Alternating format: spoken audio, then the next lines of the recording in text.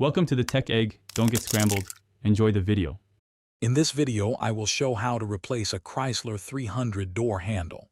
First, gather your tools, including a trim removal tool and a T20 Torx bit. Make sure you have the correct replacement handle for your specific model year.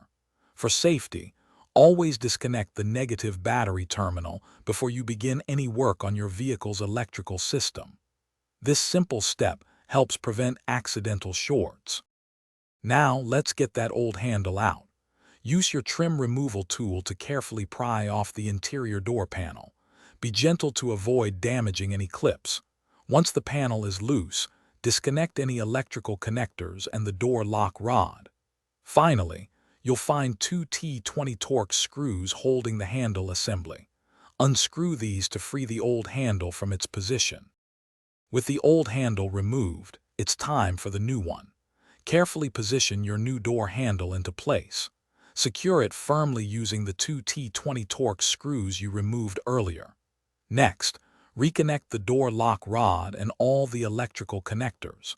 Before you put everything back together, give the new handle a few test pulls to ensure it's operating smoothly and correctly. You're almost done. Carefully reattach the interior door panel, making sure all the clips snap securely into place. Double-check that everything is aligned.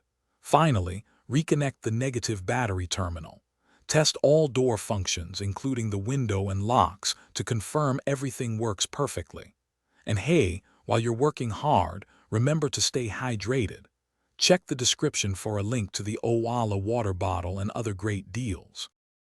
Thanks for watching. Consider subscribing if I helped unscramble your problems.